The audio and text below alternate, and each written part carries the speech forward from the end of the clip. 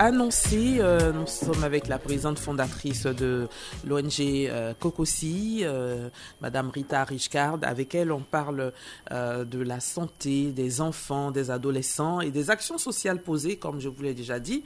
Elle nous dira pourquoi elle est à Abidjan, en Côte d'Ivoire, c'est dans quel cadre. Mais d'abord, on va lui dire bonjour. Bonjour Madame Richcard, comment allez-vous? Ah, je vais bien. D'accord, soyez la bienvenue. Merci. C'est la première fois en Côte d'Ivoire? Oh non, je suis régulièrement en Côte d'Ivoire. D'accord, super. Eh bien, nous vous souhaitons une très bonne année, puisque nous sommes en début d'année 2023. À vous de même. Merci infiniment. Alors, avant toute chose, on parle avec vous, quand j'ai parcouru un peu vos actions, vous faites beaucoup d'actions en faveur des enfants, des adolescents, notamment dans le domaine psychologique, tout ce qu'il y a comme conseil à viser en matière de sexualité responsable, familiale et tout ça. On va en parler tout au long de cette émission et parler aussi de vos actions sociales que vous posez, que vous menez également. Mais d'abord, présentez-nous votre structure, l'ONG COCOSI. Depuis quand est-ce que vous l'avez créée et pourquoi la mise sur pied d'une telle organisation? COCOSI, maintenant, nous allons, comme l'a mentionné récemment mon collaborateur, nous allons à une décennie, ou deux décennies. Ah, d'accord. Donc, depuis mes 17 ans, j'ai toujours été actif dans le milieu social, et j'ai pris l'initiative de créer COCOSI pour apporter une petite part de ce que je pourrais faire pour les enfants, parce que les enfants sont notre futur, en fait. D'accord. Ouais. Ok. Donc, il y a plus de 2 décennies, comme vous l'avez si bien dit. Vous êtes basé où exactement? Au Portugal. D'accord. Mais pourquoi vous êtes en Côte d'Ivoire? Vous avez aussi vous avez une représentation ici en Côte d'Ivoire? Si. Nous avons une représentation en Côte d'Ivoire où nous sommes plus focalisés sur le matériel médical pour les mères et les enfants dans des petits dispensaires en campagne. D'accord. Ok. Alors, qu'est-ce que COCOSI mène comme activité? Et quelles sont vos missions principales? Comme activité, COCOSI exerce dans 3 pays.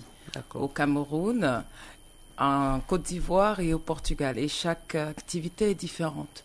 Au Portugal, nous travaillons en collaboration avec des fondations qui accueillent comme des orphelinats, en quelque sorte, qui accueillent des enfants.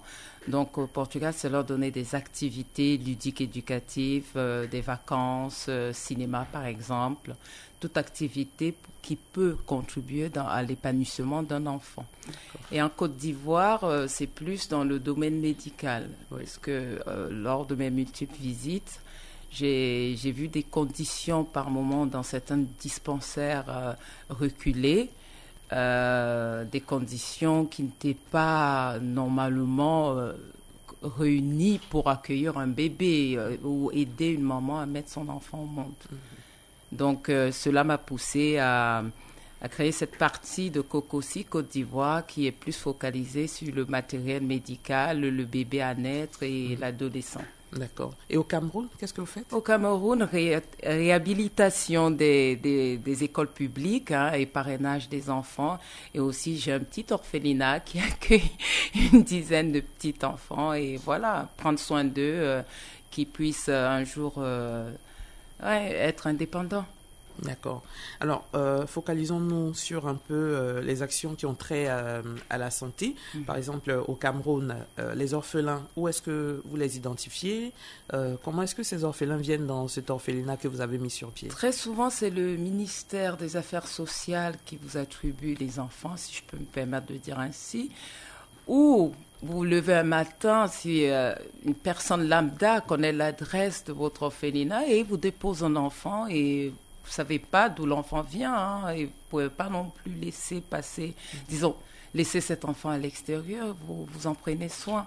D'accord. Donc, très souvent, c'est ça. Ok. Et ici, en Côte d'Ivoire, quelles sont les localités où vous intervenez? C'est à Abidjan? C'est quelques villes de l'intérieur du pays? Pour le moment, comme là, la dernière intervention, c'est à Lolobo, pas loin de Bouaké. D'accord. Donc, c'est vraiment à l'intérieur du pays. On essaye d'aller plus à l'intérieur du pays, où les femmes, par exemple, qui vont être en couche, sont à 3 heures de route d'un hôpital normal. Donc, voilà. D'accord. Pourquoi le choix de Lolobo? Par hasard, juste par hasard. Lors, vous connaissiez des personnes sur place non, ou bien vous-même tout. vous avez constaté J'ai constaté lors d'une visite en Côte d'Ivoire où on était en voyage humanitaire orchestré par monsieur l'ambassadeur Kofi Fana, qui était l'ex-ambassadeur de Côte d'Ivoire au Portugal. Donc, on avait des déplacements à faire en intérieur et ainsi, j'ai vu une image qui m'a marquée au niveau de cet hôpital ce jour-là. C'était une dame, une infirmière d'ailleurs, qui est enceinte et qui aidait une dame lambda à avoir un bébé. Et cette infirmière n'avait même pas les gants. Elle n'avait même pas un stéthoscope, rien du tout. Et je lui ai posé la question, mais comment vous faites? Elle m'a expliqué, c'est le bon Dieu qui décide. Je ne sais même pas si l'enfant est vivant à l'intérieur de sa maman. Donc, ce type de choses me touche très souvent. Et il y a beaucoup à faire. Hein, et il y a énormément à faire. D'accord. Et ça fait combien de temps que vous intervenez à Lolobo? Lolobo, ça a été spontané. Lolobo, pour le moment, la Côte d'Ivoire, les donations, vraiment, c'est spontané. Cette année, ça a été Lolobo. L'année prochaine, je ne sais pas encore, je reçois plein de demandes. De demandes. Je ne sais pas encore où on va se focaliser. D'accord. Et donc, qu'est-ce que vous allez faire concrètement à Lolobo? Le Lobo, c'est déjà fait. C'est fait? Oui.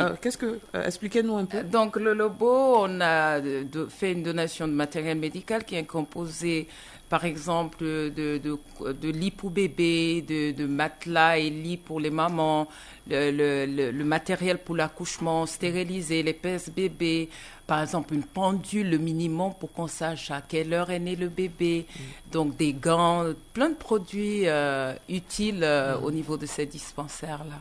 Waouh. Alors, les produits, vous les remettez à la structure sanitaire ou bien il y a des mamans qui sont identifiées à qui vous les remettez directement? Les structures, on les remet directement au dispensaire. Oui, oui. Qui devra ensuite faire le partage aux mamans, aux bébés et tout ça. Exact. En tout cas, félicitations pour toutes ces bonnes actions que vous faites, parce que la mère, c'est elle qui donne la vie. Et puis les bébés, c'est l'avenir, c'est l'humanité et tout ça. En tout cas, merci infiniment. Alors, j'ai lu aussi que en dehors des enfants, vous êtes aussi dans le domaine de la lutte contre les violences faites aux enfants et tout ça. Voilà. Expliquez-nous un peu concrètement comment ça se passe. On essaie de sensibiliser les parents, vous savez, on essaie de sensibiliser les parents, d'avoir des discussions avec eux et même de sensibiliser les adolescents pour le respect du parent, le parent aussi le respect de l'enfant. C'est un travail de longue haleine, mais il faut pas lâcher. On pourrait vous demander quels sont les moyens dont vous disposez pour faire toutes ces bonnes actions, parce que là, vous couvrez quand même 3 pays, hein, le Portugal, le Cameroun, la Côte d'Ivoire. Est-ce à dire que vous avez les moyens, vous avez des subventions pour le faire? Vous savez, quand vous aimez quelque chose, très souvent, vous ne regardez pas. Il y a des donateurs, mais avant d'avoir les donateurs, il vous faut ce courage-là de vous y mettre. Ce que j'ai fait, ce sont déjà mes moyens personnels qui ont commencé. Et quand on voit que vous faites du bon travail, si je peux dire ainsi, les donateurs suivent. Donc voilà. D'accord. Attardons-nous toujours autour des soins, parce que cette émission est une émission de santé. Donc, on s'attarde un peu sur ce qui a trait à la santé. Donc, concrètement, en dehors des soins apportés, parce que tout ce que vous faites comme don aux hôpitaux, c'est pour apporter des soins, et aux mamans, et aux enfants, aux nouveau-nés. Mais concrètement, au niveau des adolescents eux-mêmes. Voilà. En dehors de la sensibilisation, est-ce qu'il y a aussi un programme de santé à leur niveau? En ce moment, en Côte d'Ivoire, nous voulons établir avec les quelques collaborateurs que j'ai en Côte d'Ivoire, collaborer avec d'autres ONG qui viennent en aide particulièrement aux adolescents qui se trouvent dans des prisons et qui n'ont pas l'hygiène nécessaire qui peut les accompagner, par exemple des serviettes hygiéniques, tout ça.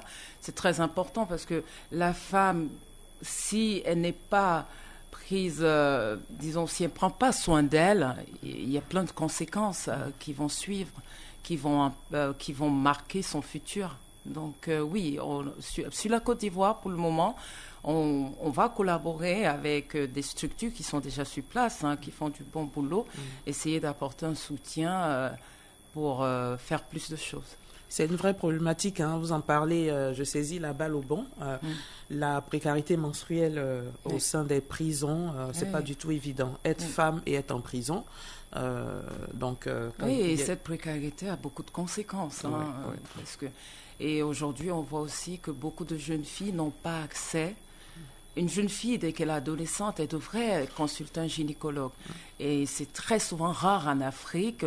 Peu de filles que je connais, elles ne vont pas consulter un gynécologue. Peut-être, avec le temps, il serait bien que les associations essayent de faire une action dans ce sens-là, que ce soit gratuit, même au niveau des écoles, que des gynécologues puissent aller consulter des jeunes filles au niveau des écoles, même des jeunes garçons, parce qu'il n'y a pas que des filles. Voilà. On a des structures ici, comme l'AIBF par exemple, que je salue, qui, peut-être pas totalement la gratuité, mais qui font cela, on peut le dire de façon gratuite, parce que souvent, c'est pour avec une somme de 100 francs, juste symbolique, symbolique, qu'on fait quand même on consulte ces jeunes filles-là avec des sages-femmes qui sont... On a aussi les médicaux scolaires dans nos établissements ici qui font aussi ce travail-là, mais il faut aller un peu plus. Il faut encourager des structures comme la vôtre à pouvoir encourager, accompagner l'action menée par l'État, nos différents États, que ce soit ici en Côte d'Ivoire ou au Cameroun, à pouvoir aller de l'avant. Et vous le faites bien, parce que nos États seuls ne peuvent pas tout faire. Non. Les États ne peuvent pas tout faire, mais quand il y a des structures comme Kokosi qui viennent apporter un appui, je pense que... Exactement. D'ailleurs, si ce côté communautaire pouvait revenir, parce que j'ai l'impression qu'on perd un peu ce côté où les gens pouvaient se rassembler, par exemple, dans un village pour entretenir un hôpital, on perd beaucoup ce côté communautaire pour aider les autres. Il faut qu'on revienne à ces valeurs-là qui caractérisent aussi notre belle Afrique. Parce que l'Africain, il est solidaire et ce côté-là, souvent avec la modernisation, ça tend à partir, alors qu'il faille revenir à toutes ces valeurs-là. Il ne faut pas attendre forcément l'État, mais nous-mêmes, en tant que communauté, on peut se donner la main et puis avancer parce qu'il s'agit de nous-mêmes. C'est pas quelqu'un d'autre. Voilà, il s'agit de nous. Voilà. Parce que l'aide n'est pas que financière. L'aide... Elle peut être juste physique, les bras qui aident, à nettoyer un hôpital. Le matériel médical, par exemple, peut être donné par Kokosi. Mais si le village est en communauté, ils peuvent maintenir l'entretien de ces bâtiments-là ou du matériel. C'est très important. Absolument. On perd ce côté de la solidarité. Il faut qu'on revienne à cela. Alors, je vois aussi que vous avez des bénévoles. Les bénévoles, quel est leur rôle ? Est-ce que vous avez des bénévoles ici en Côte d'Ivoire? Oui. Et s'il y a des personnes qui nous suivent en ce moment qui veulent devenir bénévoles de Kokosi, comment? On a très souvent des moments, parce que le bénévolat, il est très souvent spontané. Donc, on a des moments où, je pense que c'est souvent sur Facebook, où on fait des alertes. Et pour recruter quelques bénévoles, on reçoit beaucoup de demandes, très souvent, sur la page Facebook de Kokosi. D'accord. Ok. Alors, je pense qu'on va juste marquer une pause. D'accord. On va se retrouver parce que l'émission, elle est en 2 parties. Dans la deuxième partie, on aura des échanges téléphoniques. D'accord. On permettra peut-être à celui qui nous écoute à Boaké et même peut-être à Lolobo qui peut nous appeler en ce moment pour essayer de vous poser quelques questions. Donc, ce sera pour tout à l'heure. On va juste marquer. Aujourd'hui, nous parlons avec Madame Rita Richcard. Elle est la présidente fondatrice de l'ONG Kokosi, une association à but non lucratif avec pour but notamment d'aider les enfants en leur donnant les soins, mais aussi l'environnement affectif nécessaire à leur développement et pour devenir un jour des adultes indépendants, pleinement fonctionnels. Et comme vous l'avez entendu au début de l'émission, Kokosi intervient au Portugal, au Cameroun et en Côte d'Ivoire pour des actions ponctuelles et en soutien permanent de structures d'accueil. Et c'est une expérience d'environ 2 décennies. Elle a pris bonne conscience du bienfait procuré par l'aide qu'elle pouvait apporter à autrui, rendre le plus banal des services, répondre présente et prendre soin des autres. Et elle nous dit également dans son speech que cela l'a guéri de certaines douleurs que nous réserve la vie. Alors, elle a aussi dit que nos enfants sont des êtres si délicats. Il n'y a rien de plus douloureux que de voir souffrir un enfant, alors qu'un sourire sur leur visage peut vous enchanter toute une journée. Alors là, ça m'a marqué. Cette phrase-là, elle me... Voilà. Alors. Vous savez, c'est difficile parce que je vais parler d'expérience personnelle. Pourquoi Kokosi, d'abord? J'ai 17 ans environ, une fille de bonne famille, je dirais, et je suis dans la rue à Yaoundé, et je vois des jeunes qui sont couchés en plein soleil, tout nus, et très souvent ces jeunes, dans mon souvenir, ils avaient des blessures dans le dos. Et je m'approche vers un des petits à qui j'achète de l'eau, il m'avait demandé de l'eau, et je lui demande, mais pourquoi il a autant de blessures sur le dos? Il me dit, oui, on m'a frappé avec les tendons de bœuf pour que je puisse apprendre. C'était en fait un élève de l'école coranique qui s'était échappé. Bref. Et être là, quand j'ai expliqué cette situation à ma mère, elle me dit, mais tu peux pas traîner par là, c'est dangereux aussi pour toi. Mais si tu veux aider, le gouvernement a fait une petite structure où on essaie de les accueillir. Tu peux y passer tes vacances, tu peux y passer tes week-ends. Alors, c'est comme ça que j'ai commencé. J'y allais et je passais mes journées avec certains de ces enfants que l'État récupérait dans la rue. Et oui, c'est là où Kokosi a commencé. Ouais. C'est choquant voir certaines images, surtout quand un enfant souffre, vous savez, c'est pas facile. On a je ne sais pas comment l'expliquer. Même si on est dans l'humanitaire, au bout de 20 ans, on a toujours cette douleur-là de voir un enfant souffrir. C'est pas possible de passer devant la souffrance d'un enfant. Vraiment. Merci beaucoup. Ça nous touche en tant que femme, moi-même, et en tant que mère. C'est pas du tout facile de voir un enfant souffrir. Donc, trouver des âmes charitables comme vous, comme certaines ONG, des associations qui sont dans le domaine de l'humanitaire, apporter leur soutien, leur contribution. Je pense que ça redonne du sourire à ces enfants et à leur famille aussi. Parce que souvent aussi, les enfants sont abandonnés dans la rue. Voilà. On ne retrouve plus les membres de leur famille. Il faut trouver des gens, bien sûr, pour les prendre en charge. OK. Alors, chers auditeurs, nous sommes dans la deuxième partie de notre émission. Djomon Stéphane Akapelaji, Linda Banti, Bintou Sanogo, et avec notre invitée Rita Richcard, nous sommes avec vous jusqu'à, on va dire, 10h-5. Si vous avez des questions à lui poser, on va donc ouvrir le téléphone. Nous sommes donc au 27 20 21 44 48. 27 20 24 27 87. Vous pouvez composer ces deux numéros de téléphone. Si vous avez des questions à lui poser, vous serez les bienvenus. Alors, en dehors de... ici en Côte d'Ivoire, par exemple, est-ce que si vous recevez des demandes d'aide pour d'autres localités, comme vous l'avez fait cette année à Lolobo, par exemple pour l'année prochaine, si d'autres localités voudraient bien que vous arriviez là-bas, que vous partiez faire des dons, s'occuper soit des structures sanitaires comme vous l'avez fait à Lolobo, est-ce que c'est possible? Et quelles sont les conditions? Est-ce qu'il y a des critères pour que vous puissiez aussi faire bénéficier de ces soins-là, à ces structures sanitaires, à ces différentes localités? Oui, vous savez, quand on reçoit, on ne peut pas aider tout le monde. Mais on prend le temps d'étudier tout ce qu'on reçoit. Est-ce que vous recevez des demandes? Oui, on reçoit. Vous savez, quand vous avez fait de la première action, soyez-en sûrs que vous allez recevoir, vous ne savez même pas souvent comment, même si vous ne passez pas à la radio, vous allez recevoir plusieurs demandes. Donc oui, on est prêt à consulter ces demandes-là, mais très souvent on envoie quelqu'un où je me déplace personnellement dans le lieu qui souhaite recevoir de l'aide, par exemple un dispensaire, et on fait le constat d'aider avec le nécessaire. pas juste aider pour aider, parce que envoyer par exemple 10 lits dans un petit dispensaire qui a besoin que de 4 lits, ce serait juste du gâchis. Donc il faut savoir en fait relativiser au niveau des aides. D'accord. Et que font les bénévoles justement, puisqu'ils vous représentent sur le terrain? Quand vous partez, par exemple, quand vous êtes parti à Lolobo, est-ce que vous êtes parti avec les bénévoles? Et quel est leur rôle en votre absence, puisque vous vivez au Portugal? Quand ils sont ici, qu'est-ce qu'ils font? Par exemple, concernant le cas de Lolobo, les bénévoles, qu'est-ce qu'ils ont fait? Ils ont apprêté tout le matériel médical, regardez la liste de ce qu'il fallait acheter, organiser ce dit matériel médical, parce que après c'est toute une logistique, hein. Organiser le transport de ce matériel médical, arriver par exemple à Lolobo, vérifier que le matériel médical est bien remis en main propre, et ils passeront aussi.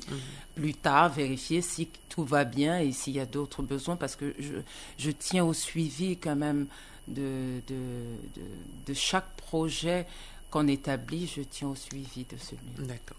On a un intervenant, on a monsieur Issa Sakandé d'Assandi qui voudrait vous poser une question. D'accord. Allô? Allô? Oui, monsieur Sakandé, bonjour. Oui, bonjour, Bintou. Comment allez-vous? Dieu fait grâce, ça va très bien. Et chez vous? Oui, tout va bien. Dieu fait grâce. Merci. Merci infiniment. Bonjour, Linda. Bonjour, monsieur. Comment allez-vous, ma soeur? Bien, merci. Infiniment merci. Et d'abord, je commence par Madame Bintou. Oui. Elle, je ne sais pas comment la qualifier, quoi. Parce qu'elle fait beaucoup pour la nation ivoirienne. Ah. À la radio. C'est-à-dire partout, elle tend la main, elle touche des bonnes personnes. Viennent aussi nous sauver la vie. Merci. Madame Disons merci. Linda, disons merci à Dieu. Vous avez choisi 3 pays, je crois. Et puis choisi moi, mon pays. Vous avez parlé tout à l'heure là où tu as trouvé des jeunes à la rue avec des blessures. Et ça t'a trop touché de t'approcher et puis causer avec eux. Dieu va faire le reste. Amen. C'est-à-dire quand tu sèmes, tu récoltes. Amen. Je prie pour toi, pour que Dieu te donne la force. Hein? C'est vrai, tu ne peux pas tout faire. Mais ce que tu as au cœur, là, que Dieu te facilite. Amen. Et tu as eu une bonne place devant Dieu. Amen. Au paradis. Ça, sans doute. Je ne suis pas Dieu, je ne juge pas, mais par tes pas et tes paroles, l'accueil, Dieu va beaucoup faire pour toi. Merci. Madame merci. Bintou, Oui. je vous dis beaucoup merci. Merci à vous. Dieu va faire la même chose pour vous. Amen. Ok, donc je demande à Madame Linda, un jour, si elle peut n'a qu'à faire un tour chez moi au village à Kounfao, ça veut dire dans la sous-préfecture de Kounfao, je suis à Saint-Di. Et puis, vérifier un peu aussi notre hôpital. D'accord, c'est noté. Elle va noter ça, elle va étudier ça avec le comité. Merci beaucoup. Donc, Madame Linda, vous êtes invitée. Ok. D'accord, merci. Bonne chance à vous et bonne émission. Merci beaucoup, monsieur Sakandé. Que Dieu vous bénisse. Ok. Alors, voici, il y a une proposition en direct. Hein? Oui. Il dit d'aller dans sa localité qu'on appelle Kounfao. Ok, bah, c'est à l'est de la Côte d'Ivoire. D'accord. Voilà. Donc, en tout cas, elle dit qu'elle reçoit beaucoup de demandes. Donc, si vous rentrez dans les critères, il n'y a pas de raison. Il n'y a pas de raison, c'est vrai. Ça fait chaud au cœur d'entendre tous ces encouragements, en tout cas. Nous sommes toujours au 27 20 21 44 48 27 20 24 27 87. Vous avez l'occasion d'appeler maintenant pour échanger avec Madame Rita Richcard, qui est la présidente fondatrice de Kokosi, qui intervient donc dans ces 3 pays et spécifiquement ici en Côte d'Ivoire. En tout cas, c'est des dons de matériel qu'elle fait pour les structures de santé. Et cette année, c'était Lolobo qui était à l'honneur avec tout ce matériel. C'est important ce que vous avez dit, en disant que vous faites aussi le suivi pour voir un peu comment est-ce que le matériel est utilisé. Oui, oui. Voilà. Oui. Est-ce que c'est allé aux bénéficiaires? Par exemple, les produits que vous donnez aussi pour les enfants. Oui, très souvent, on insiste, pour nous, on insiste, même quand on remet le matériel médical, on insiste le remettre en main propre, par exemple, au médecin. Et quand ça concerne la mère et l'enfant, on insiste aussi remettre directement à la mère et l'enfant. Par exemple, au Cameroun, pour le suivi des enfants qui sont parrainés, on règle directement les factures auprès des établissements scolaires pour aider certains enfants qui sont vraiment en difficulté, même si ils ne vivent pas au niveau de l'orphelinat et qui sont chez avec leur maman, par exemple. D'accord. Expliquez-nous un peu le système de parrainage. Ça se passe comment? Le système de parrainage, très souvent, on reçoit des demandes et on les étudie, comme je disais. Vous savez, aujourd'hui, un enfant peut aller à l'école, c'est pas forcément l'école privée, pardon. Donc, le petit à qui on peut payer 10 €, un donateur qui donne 10 € pour payer la scolarité à l'année de l'enfant, c'est toujours quelque chose de bien fait. Donc, qu'est-ce qu'on fait? C'est l'ONG Kokosi qui met en relation le parent et le parrain. Le parrain va financer les études de l'enfant, mais en retour, le parent devra donner des nouvelles au parrain, des lettres au parrain, bulletins, vie personnelle de l'enfant pour qu'il y ait un suivi et peut-être même plus tard des rencontres parce qu'on a eu des parents ou des marraines qui se déplacent pour aller voir les enfants parrainés. Et dans le cas des nouveau-nés aussi, ici à Lolobo, est-ce que vous avez des nouvelles de ces enfants? Oui, on a des gardé photos, tout ça. On nous envoie des photos, mais vous savez, très souvent, il faut aussi, c'est pas parce qu'on aide qu'il faut tout exposer. Donc très souvent, on protège. Nous, on est content de recevoir les photos, mais on aimerait aussi protéger l'intimité de ces mamans ou de ces enfants-là. Surtout les enfants parrainés, on protège beaucoup leur intimité. D'accord. Les parrains, ils se trouvent en Europe ou bien ils sont en Afrique? En Europe. D'accord. Ils sont en Europe. Oui. D'accord. On espère que les résultats scolaires aussi... très souvent, Très souvent, c'est bon. Oui. Après, par exemple, quelques cas de filles adolescentes ou de garçons adolescents, qu'est-ce qu'on fait?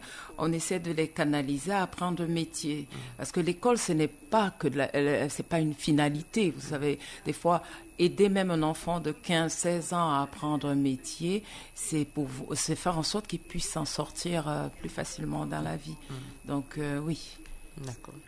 On a M. Ouattara Amadou qui nous appelle le Korogo. Allô? On a M. Ouattara Amadou qui nous appelle le Korogo. Oui, allô, bonjour madame. Oui, M. Ouattara, bonjour. Bonjour. Madame Oui. Midou, bonjour. Oui, comment allez-vous? Ça va très bien, c'est pas grave. Ok, d'accord. Je vais parler à l'invité là. Oui, allons-y. Ok, bon, pour moi c'était... bonjour madame. Bonjour monsieur. En tout cas, je suis très heureux de vous entendre ce matin-là. En tout cas, merci beaucoup pour tout le soutien à l'endroit de la population ivoirienne, quoi. Merci à vous. Voilà, j'ai suivi un peu votre émission, ou bien le don que vous avez fait à Lolobo là, d'une valeur de 7 000 €. En tout cas, que le Seigneur Allah vous bénisse Amen. énormément. Amen. Et que vraiment, tout ce que vous désirez, lui vous l'accorde. Amen. Avec une jeune dame, vraiment, c'est incroyable, quoi. Mais j'ai une question à vous demander. Oui. Bon, vous êtes dans quel domaine, au fait? Oui, oui. Je suis dans le domaine de l'immobilier. Immobilier. Oui. J'aime en bien la décoration d'intérieur, construire, Oui. détruire. Donc, je suis dans ce domaine-là. Bon, d'accord, merci beaucoup. Bon, c'est une de l'un, c'est moi. Bon, je vous demande pardon, quoi. Si vous pouvez au moins choisir la ville de Pondoukou pour les jours à venir, quoi. Ben, écoutez, envoyez vos demandes à info.kokosi.org. Je vois. D'accord. Il n'y a pas de problème. Ok. En tout cas, merci beaucoup, madame. Bonne journée. Et voilà, et bonne Merci. émission. Merci, M. Merci. Ouattara.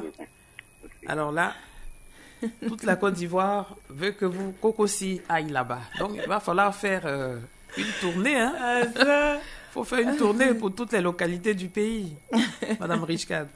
Ah, c'est pas facile. D'accord. Pas facile. Ok, on a... C'est monsieur Yao, non? C'est Yao? Ok. Yao Kamenan Moïse, de Tia Salé. Allô? Allô? Allô, bonjour madame. Oui, monsieur Yao, bonjour. Bonjour madame. Oui, vous appelez le Tia Salé, on vous écoute. Oui, d'abord, je vous dis bonjour. Bonjour. Bienvenue à l'invité, votre invité, Merci. sur l'antenne. Je voulais vous poser une question. Elle vous écoute. Quels sont les critères pour recruter un bénévolat? Pour être bénévole. Hein, les critères. Vous savez, être bénévole, il faut de l'empathie déjà et une certaine disponibilité. Mais comme on a l'habitude de le dire, envoyez-nous vos lettres de motivation et nous répondons. Nous recevons beaucoup de demandes, mais nous faisons le maximum pour satisfaire certaines demandes. Ok. Vous avez combien de bénévoles aujourd'hui en Côte d'Ivoire? En Côte d'Ivoire, nous sommes à 12. 12. Parce que c'est un cas particulier, pas un cas, je dirais pas un cas, c'est une situation particulière à la Côte d'Ivoire. Donc, pour le moment, nous sommes à 12. À 12. Oui. D'accord. Et ils sont très efficaces. Très efficaces. Ok. Monsieur Kofi Célestin? Oui, bonjour allô? madame Bito. Oui. Oui, allô? Bonjour, monsieur Kofi. Bonjour madame Bito Salogo. Ça va bien à Tanda? Oui, ça va bien. D'accord. Bon, moi, je voulais dire merci à madame Linda. Hein. C'est Rita. Madame Rita c'est Richcard. Merci. je voulais dire énormément merci à tout ce qu'elle fait. De rien. Voilà, que Dieu lui donne vraiment une bonne récompense. Amin. Et puis à Radio Côte d'Ivoire aussi. Merci beaucoup.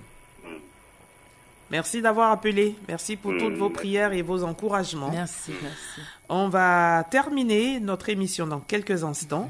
On va prendre quand même le dernier intervenant. C'est monsieur Naon, hein? D'accord. Abdoulaye.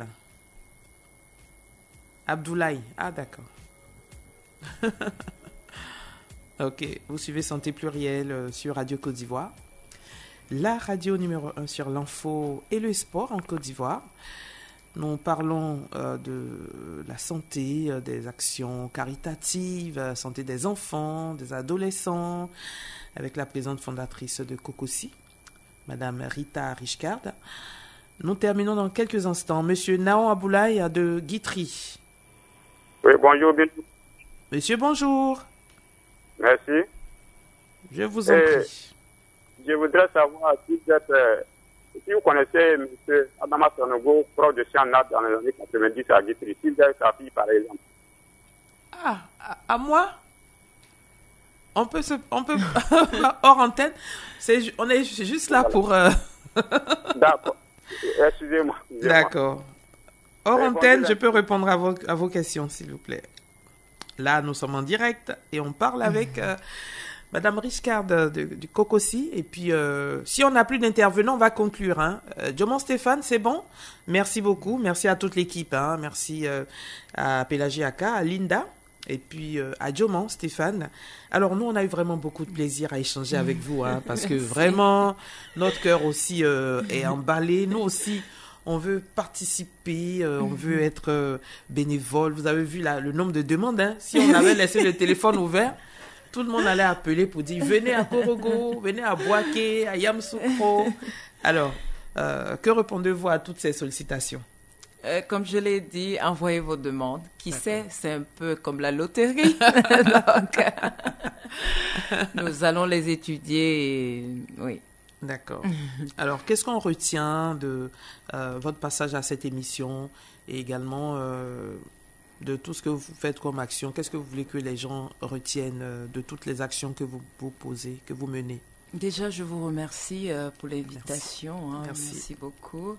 Et merci à tous les Ivoiriens, parce que les Ivoiriens sont très accueillants. Merci. Donc, qu'est-ce que je veux qu'on retienne? Moi, aujourd'hui, je fais appel à la solidarité. Je fais appel à la solidarité. Il ne faut pas se dire que c'est avec de l'argent qu'on peut changer des choses. Même avec ses mains, on peut changer des choses. Avec la parole, on peut changer des choses. Donc, j'appelle vraiment à la solidarité. Que les gens reviennent un peu aux anciennes bases. Et la solidarité, elle est très importante. Donc, voilà. Merci. Vous avez dit ceux qui veulent envoyer leur demande à ces reprenez. Donc, ils peuvent envoyer leur demande sur le site internet de Cocosi, www.cocosi.org. D'accord. Sinon, vous pouvez aussi nous suivre sur Facebook où on pose régulièrement des demandes de bénévoles Cocosi sur Facebook. D'accord. Donc, voilà. Merci beaucoup. Merci. On a eu beaucoup de plaisir à échanger avec vous, Madame Rita Richcard. Avec beaucoup de plaisir, nous avons reçu pour nous parler de vos actions dans le domaine de l'humanitaire. Partout, on parle de la santé de la mère et de l'enfant. En tout cas, sachez que vous aurez une oreille attentive. Et nous sommes là et que, comme les autres ont déjà fait des prières pour vous, nous prions que vous ayez toujours les moyens pour pouvoir aider. Parce que nous sommes sur cette terre-là aussi. Oui. C'est l'un des buts de notre existence sur terre, aider l'autre. Oui, voilà. C'est vrai. Merci. Merci d'être venu. Merci à vous, merci. Bonne continuation surtout. Merci.